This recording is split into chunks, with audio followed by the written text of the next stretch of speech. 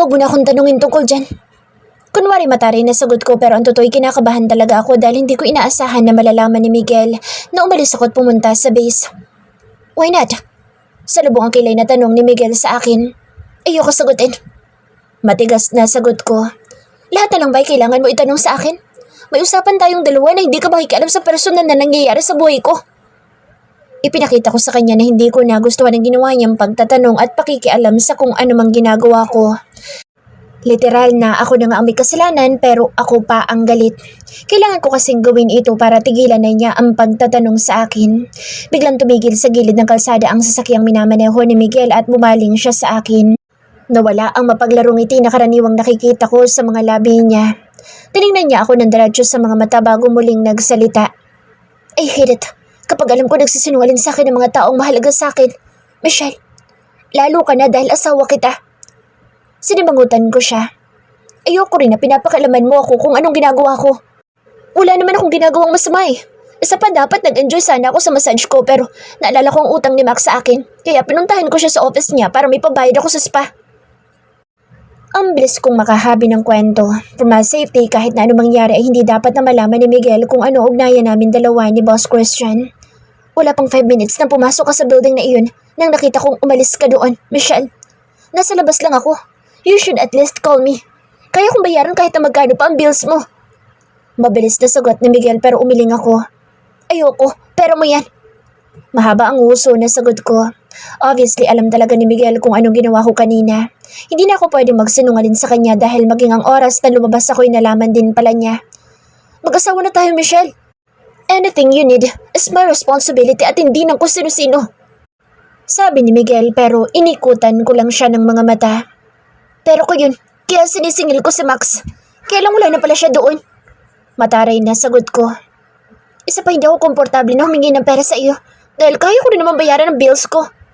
Alright, ayoko na magtalo tayong dalawa ng dahil lang dyan. Tila sumusuko na sabi ni Miguel sa akin. Nakahinga ako ng maluwag dahil akala ko ay tapos na usapan namin dalawa pero daig pa ang may bombang sumabog sa paligid ko nang marinig ko ang sumunod na sinabi ni Miguel. Pero kailangan mo ipaliwanag sa akin ngayon kung kaninong sasakyan na sinakyan mo papunta sa Makati at bakit basta ka na lang sumakay doon. Pwede naman kitang ihatid doon. Napapikit ako.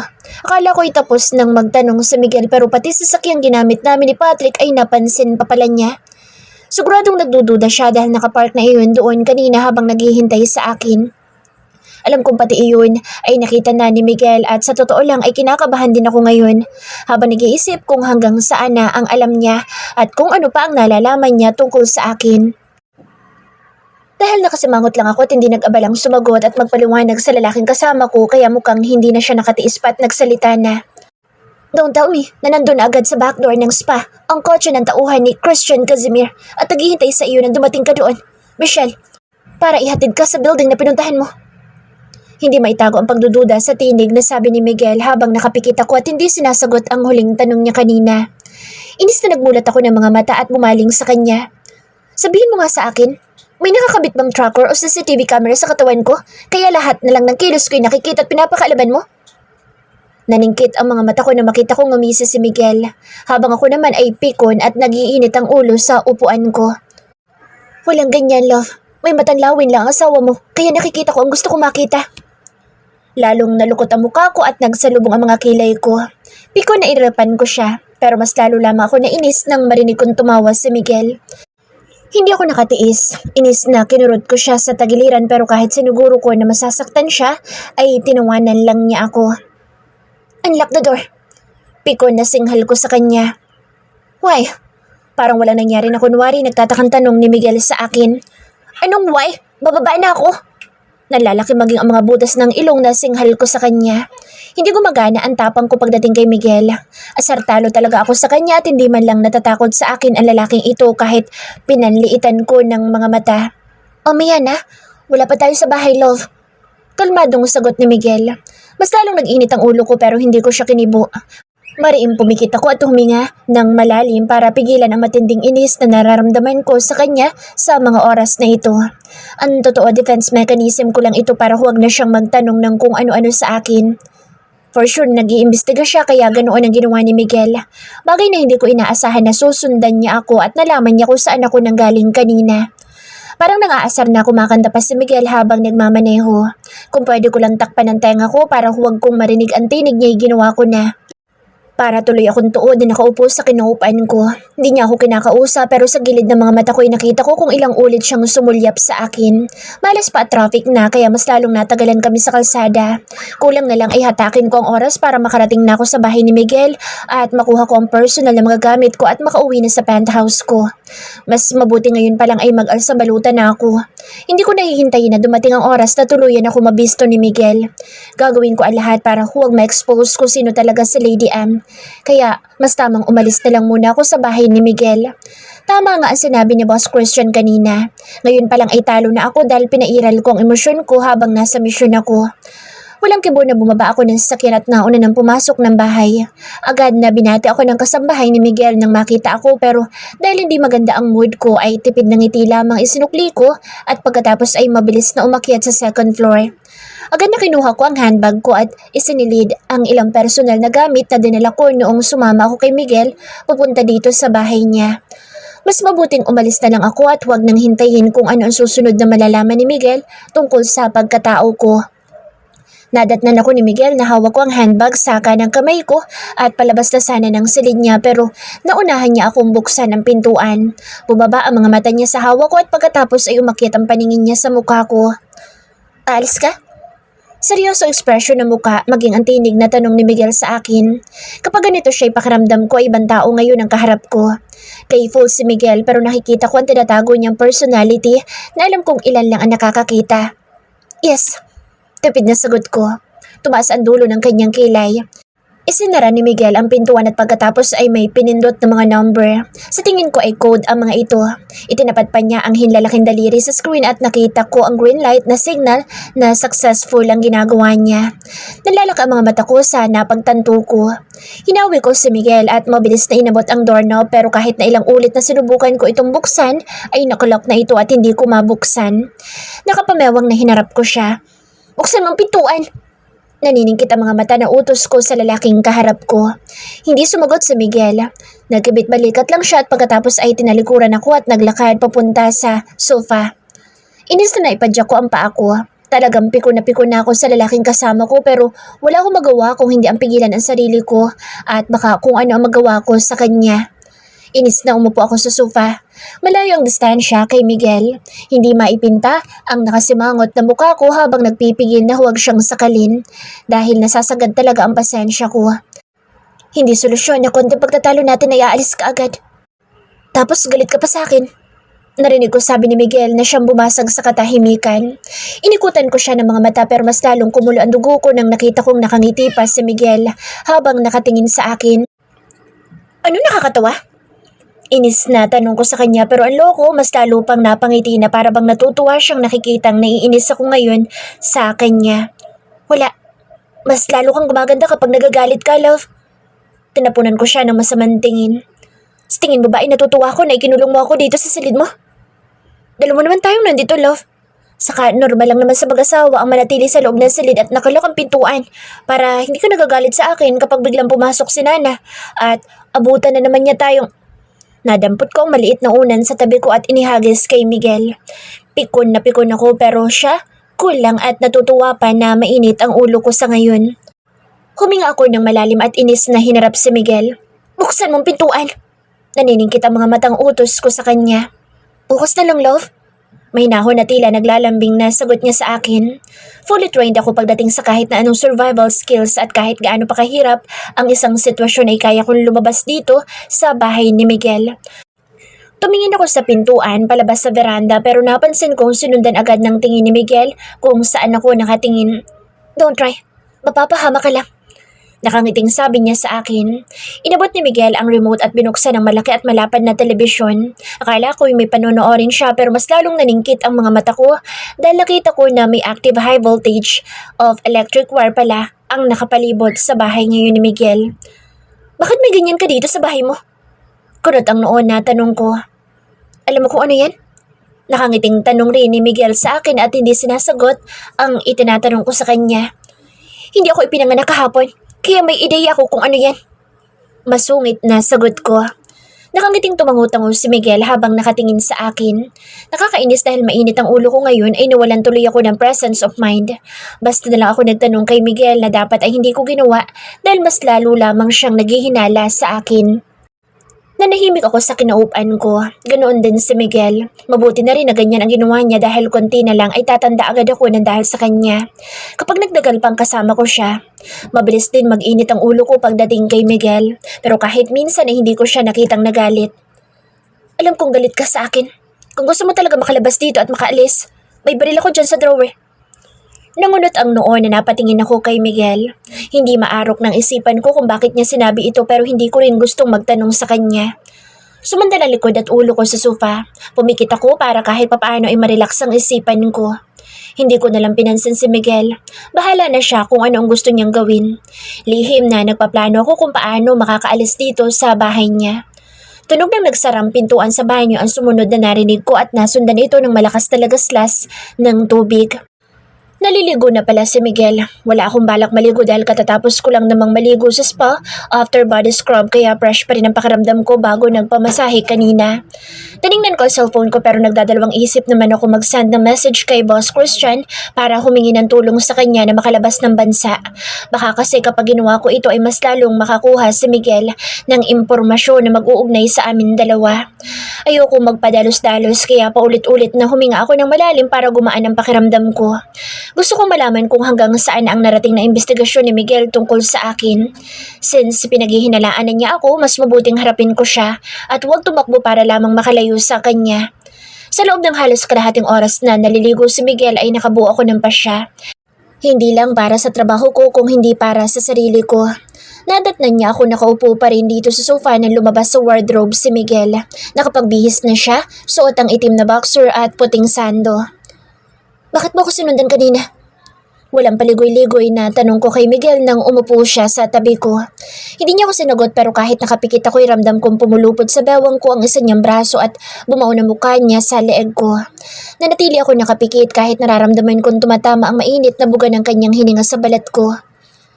Galit ka pa ba sa akin, love?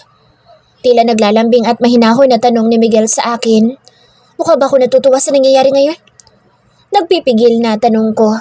No, pero normal lang naman sa mag-asawa nagkakatampuhan. Kung minsan, lalo na kapag pasuway din ang isa at gustong tumatakas. Kaya lang smart ang husband niya kaya kahit hindi mo sabihin sa akin kung ano man ang laman ng isipan mo ay alam ko kung anong binabalak mo kanina. Mahina at malambing na sagot ni Miguel. Napasimango tuloy ako. Dahil ko pa ang ginisa sa sarili kong mantika kaya nahuli niya ako. Huwag kang assuming, Miguel. Mula sa pagkakasiksik ng mukha niya sa leeg ko ay nag-angat siya ng ulo at tinitigan ako sa mga mata. Tell me, Mrs. Monterreal, na mali ang sinabi ko. May kapilyuhan na ekspresyon sa mga mata na sabi ni Miguel sa akin. Inikutan ko siya ng mga mata. Katakot-takot na irap ang natanggap niya mula sa akin pero walang nagbago sa nakita ko ekspresyon sa muka at emosyon sa mga mata ni Miguel. Tigilan mo ako. Ayoko sagutin yan. Isa pa, ikaw may dapat ay paliwanag sa akin. Mahaba ang nguso na sagot ko. I will, pero dapat fair. Sasagutin ko ang tanong mo kung magsasabi ka sa akin ng totoo. Agad na sagot ni Miguel. Pagkakataon ko na magtanong sa kanya, kaya lang magsabi kaya siya ng totoo? Huwag mo kong utuin, as if naman na magsasabi ka ng totoo sa akin kapag tinanong kita. Try me, love. Namumungay ang mga matang sagot ni Miguel. Nag-iwas ako ng tingin pero mabilis niyang kinabig ang bato ko at pagkatapos ay mabilis na hinapit ako sa bewang at siniil ng halik sa labi. Halik na naging dahilan kaya nakalimutan ko na galit dapat ako sa kanya. Ang landi kasi ni Miguel, pati tuloy ako'y nadadala kapag ganitong nanlalandi siya. Saglit na nawala sa isip ko ang mga bagay na tumatakbo sa isipan ko at nagawa kong gumanti ng halik sa kanya habang nakapikit at nakapulupot ang mga braso ko sa leeg niya. Napalunok ako nang dumapo sa punong tenga ko ang mainit na labi ni Miguel at mabilis na gumapang itong pababa sa leeg ko. Pakiramdam ko'y bigla ng labo ang matinong bahagi ng isipan ko kaya hindi agad ako nakapag-isip na maayos ngayong sensual at mapang-akit na naglalandas ang mainit at basang labi niya sa balat ko. I miss you, love. Namiss mo rin ba ako kanina? Malambing ang tinig na tanong sa akin ni Miguel. Naramdaman kong tumigil siya sa pangahalik sa leeg ko at bahagyang nag-angat na muka at muling inabot ang labi ko. Ang bilis ng bawat kilos niya. Hindi ko siya kayang tanggihan kahit na malinaw sa isipan ko kung ano magiging resulta kapag hindi ko siya pinigilan. Alam kong mali ito dahil posibleng maulit na naman ang mainit na tagpong nangyari sa amin dalawa ni Miguel, pero bakit ayaw paawat ng katawan ko at hindi ko siya kayang pigilan? Isang malalim na buntong hininga ang pinakawalan ko bago nagsalita para hindi ako mautal sa sasabihin ko. Tigilan mo ko, Miguel. Kaya nga ako nagpunta sa spa kanina kasi ang sakit ng buong katawan ko, tapos kadarating ko lang nalalandi ka na naman. Ngumisi lang si Miguel at sensual na hinaplos ang braso ko. Mas mabuting mag-double time na tayo, love, para mabuntis na kita at huwag mo na ulit akong balaki na iwan. Biglang naglakong parang bula excitement na binuhay niya sa katawan ko. Dahil ko pa binuhusan ng malamig na tubig at biglang nanigas ang pakiramdam ko sa kalamnan ko. Bigla ako nawala ng gana habang parang tuod na yakap ni Miguel. What's wrong? Tila naguguluhan na tanong niya sa akin nang napansin ni Miguel na hindi ako gumagalaw. Gusto ko muna magpahinga. Walang emosyon na sagot ko. Hindi nakaligtas sa paningin ko ang pagkalito sa mga mata ni Miguel, pero hindi na niya ako muling tinanong kung bakit biglang nagbago ang pakikitungo ko sa kanya. Naalala ko kasi si Baby J at sa tuwing nangyayari ito ay tila may mataas at matalas na patalim ang paulit-ulit na humihiwa sa dibdib ko. Biglang namasa ang mga mata ko at nalalabo ang paningin ko. Walang paalam na tumayo ako tumakbo papasok sa banyo dahil ayoko mag-breakdown sa harap mismo ni Miguel. Malinaw na naaalala ko ang masayang mukha ni Baby J bago ko siya iniwan noon sa kumbento. Kung sana'y kasama namin noon si Miguel ay baka buhay pang anak ko ngayon. Pero hindi ko naman siya masisisi dahil biktima rin siya ng malagim na trahedyang nangyari sa kanya. Basta ko nalang binuksan ang shower at hindi na nag-abalang hubarin ang damit na suot ko. Kasabay ng malakas na buhos ng tubig mula sa shower ay ang pagtulo ng mga luha ko. Hanggang ngayon lihim na nagluluksa ako sa malagim na sinapit na Baby J, kaya maagang nawala siya sa akin. Nakabihis na ako na lumabas ako mula sa wardrobe. Nasa sofa pa rin si Miguel at ngumiti sa akin na makita niya ako at nagtama ang aming mga mata. Walang ganang humiga ako sa kama at pagkatapos ay mabilis na hinatak ang kumot at mabilis na nagtalukbong. Gusto ko sanang uminom ng antidepressant para kumalma ako, pero hindi ko nadala ang gamot ko nang sumama ako kay Miguel papunta dito sa bahay niya. Nanatili ako nakapikit, gising ang diwa ko at alerto ang pakiramdam ko, kaya kahit hindi ko idilat ang mga mata ko ay nararamdaman kong humiga sa tabi ko si Miguel at niyakap ako. Wala akong narinig na kahit na ano mula sa kanya. Tahimik lamang si Miguel habang nakahiga sa tabi ko hanggang sa nakatulog ako. Kahit paano'y maganda na ang pakiramdam ko nang nagising ako. Wala na sa tabi ko si Miguel. Napakatahimik rin ang buong silid at walang kahit na anong bakas niya ang nakita ko nang igala ko ang paningin ko sa paligid. Bumangon ako at sumandal ang likod sa headboard ng kama. Nasa po ko ang sentido ko habang nakapikit at paulit-ulit na iniisip ko kung ano ang sinabi ni Miguel kanina bago ako nakatulog. Ilang minuto akong ganito at nag-angat lamang ng mukha nang narinig kong bumukas ang pintuan at nakita kong pumasok dito sa silid si Miguel. Kumusta ang pakiramdam mo ngayon, love? May lambing sa tinig na tanong ni Miguel sa akin. Ayos lang. Tipid na sagot ko. Inabot niya ang kanang kamay ko at marahang pinisil ang palad ko. Ilang segundong nakatitig sa mga mata ko si Miguel bago muling nagsalita para kausapin ako. Huwag mo munang isipin ang sinabi ko kanina. Kung hindi ka pa handang magkaroon tayo ng anak, it's okay. Hindi ko gustong pag-usapan natin ang tungkol dyan. Walang ganang sagot ko. Ayoko magkaanak dahil may anak na ako. Hindi ko napigil ang bulalas ko sa harap ni Miguel. Nasaan ang anak mo ngayon? Seryosong expression sa mukha na tanong niya sa akin. Patay na. Mabilis na sagot ko sa bayo ko. Ilang taon na lumipas pero bakit sariwa pa rin sa isip at puso ko ang lahat? May naging anak ba tayo noon, Michelle? O mga labi na nag-angat ako ng mukha at napatingin kay Miguel. Hindi ko alam kung totoo ba ang narinig ko o baka dinadaya lamang ako ng narinig ko dahil ito ang laman ng isipan ko sa mga oras na ito. Ano sinabi mo? Nautal na tanong ko kay Miguel. Nagpakawala siya ng isang malalim na buntong hininga habang hindi ko mabasa ang emosyon na nakikita ko sa kanyang mga matang nakatitig sa akin. Mahigpit na hawak ni Miguel ngayon ang kamay ko at para bang kahit na anong mangyari hindi niya ito bibitawan. Ano ko ba ang batang sinabi mo, Michelle? Seryoso ang tinig, maging ekspresyon na mukha na tanong ni Miguel. Anong pinagsasasabi mo? Pag-iiba ko sa usapan. I found this. Napatingin ako sa cellphone na hawak ni Miguel. Isang lumang biodata na may ID picture ko na nasa larawan pero hindi ko ipinakita sa kanya na nagulat ako sa nakita ko. Hindi ko inaasahan na nakuha niya ang lumang biodata ko noon. Alam ko ipinasa ko ito sa hotel kung saan ako nagtatrabaho noon at doon ko nakilala si Lina. Anong kinalaman ko dyan? Walang ganang tanong ko kay Miguel. Alam kong ikaw at ang babae sa larawang iyan ay iisa. Pero bakit nagpapanggap kang hindi mo ako kilala, Michelle? Nakikita ko ang iba't ibang emosyon sa mga mata ni Miguel. Alam ko seryoso talaga siya sa mga oras na ito dahil eager siyang malaman ang isasagot ko. How sure are you na ako nga ang babaeng iyan? Walang ganang tanong ko sa kanya. Tumalim ang mga mata ko at tumigas ang ekspresyon ng mukha ko. Taas noon na tinapunan ko ng masamang tingin ang laking katabi ko pero wala akong nakitang pagbabago kay Miguel. Sabihin na natin ako nga ang babaeng yan o hindi naman kaya ay ibang tao. Sa tingin mo ba ay tamang halukayin mo ang tungkol sa buhay ko? Tiimbagang natanong ko. May dahilan ako, Michelle.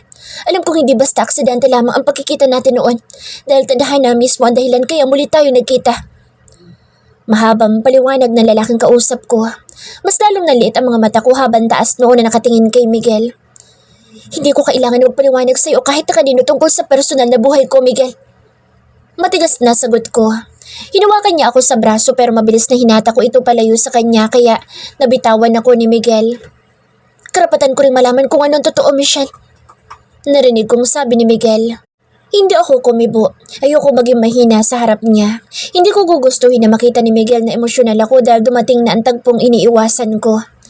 It's too late para i-insist mo ang karapatan na iyan, Miguel. Wala na ang anak ko, kaya wala na rin dahilan pa para tanungin mo ko ng kahit na ano tungkol dyan. Tuluyan ang hindi ko napigilan ang sarili ko at nagawa ko sabihin ang bagay na ito kay Miguel. Nang dahil sa ginawa ko ay alam na niyang ako ang babaeng hinahanap niya at kahit hindi ko ito inamin nang diretso sa kanya ay malinaw na katibayan ang tungkol sa pag-amin ko na nagkakilala nga kaming dalawa noon sa probinsya at nagkaroon pa ng anak. Alam kong ikaw ang babaeng hinahanap ko, Michelle. Saglit na nakalimutan man kita na dahil sa trahedyang nangyari sa akin noon. Pero habang kasama kita at nakikita kita araw-araw, unti-unting bumabalik ang nawawalang bahagi ng nakaraan ko. Hindi ako sumagot.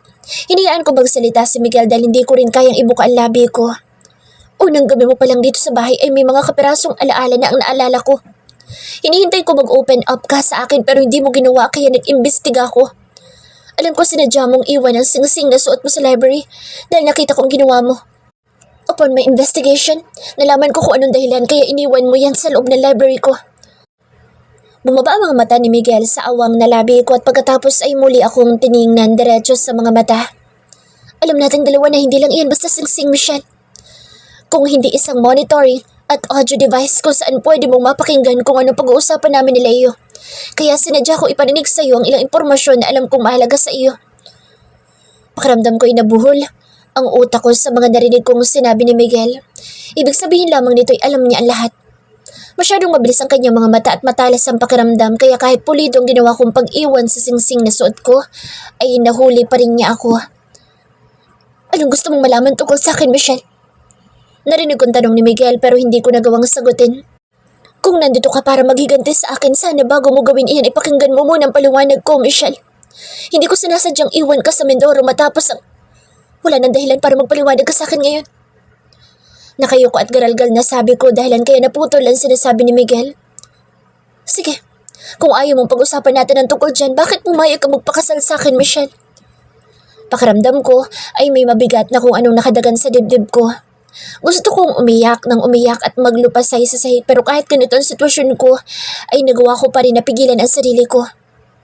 Alam kong kilala mo ako simula pa lang, kaya galit na galit ka sa akin sa tuwing nagkikita tayo. You're obviously not in love with me dahil hindi ganyan na nakikita ko sa mga mata mo. Kung paano mo ako tingnan kapag magkasama tayong dalawa. Hindi ko maunawaan kung bakit ganito kasakit sa pakiramdam ko ang mga salitang binitawan ni Miguel ngayon. Malinaw na naalala na niya ang lahat, pero niyaan lamang niya akong manatili sa buhay niya dahil nag-iimbestiga na siya. Hindi man lang siya kumukurap habang nakatitig si Miguel sa mga mata ko at tila binabasa kung ano ang laman ng isipan ko sa mga oras na ito. What do you want from me? Napapikit ako. Ito ang tanong na kahit anong mangyari ay ayaw kong sagutin. Ramdam ko kung paano hinawakan ng mahigpit ni Miguel ang kamay ko. Napatingin dito ang nilalabong mga mata ko pero walang kahit na anong lumabas sa labi ko para sagutin ang bawat katanungan niya. I'm confused. Hindi lang sa mga nangyayari sa amin dalawa kung hindi maging sa sarili ko. Nahihirapan akong tanggapin kung ano talaga ang sitwasyon namin ngayon dahil na rin sa nawalan ako ng tiwala sa kanya. Pwede pa natin maayos ang lahat, Michelle. Magsimula ulit tayong dalawa. Mahinang sabi ni Miguel sa akin nang hindi ako umimik. Siguro ay epekto ito ng matinding sakit na nararamdaman ko. Kahit minsan ay hindi ako nagawang mag-open up sa kahit na sino sa paligid ko tungkol sa nangyari sa buhay ko, lalo na sa anak ko, kaya ngayon ay nahihirapan ako. I promise makikinig ako. Please say something, love. Mahina ako na pakiusap sa akin ni Miguel. Nagangat ako ng mukha at taas noon na tiningnan siya sa mga mata. Hindi ko maipaliwanag ang emosyon na nakikita ko sa mga mata ni Miguel. Para bang malungkot din siya pero alam kong walang katumbas ito sa sakit at lungkot na mag-isang pinagdaanan ko noon dahil iniwan niya ako. Akmang magsasalita sana ako pero walang kahit na anong salita ang lumabas sa labi ko. Biglang yumugyog ang balikat ko at tuluyang napahikbi ako. Ang buong akala ko ay tapos na ako sa masakit na kabanatang ito ng buhay ko dahil naging matagas ang puso ko at binago na ako ng mapanganib na training na pinagdaanan ko sa Russia. Mas masakit pa pala ngayong naungkat ito tapos si Miguel ang dahilan. Kaya muli na namang nanariwa ang matinding sakit sa puso ko dahil bumalik sa isipan ko ang masakit na mga alaalang matagal kong itinago sa puso't isipan ko. Ilang lunok muna ang ginawa ko para paluwagin ang naninikip na dibdib ko. Hinata ko ang kamay ko mula sa pagkakahawak ni Miguel at mabilis na pinunasan ang bumagsak na luha sa basang pisngi ko. Ayoko maging mahina. Kilala na ako ni Miguel at alam kong hindi magtatagal magiging questionable na sa kanya kung bakit ibang pangalan ang gamit ko ngayon at biglang nagbago ang katauhan ko. Umayos ako ng upo at nag-iwas ng tingin kay Miguel. Hindi ko siya kayang tingnan ng matagal sa mga mata dahil pakiramdam ko ay dinadaya lamang ako ng paningin ko.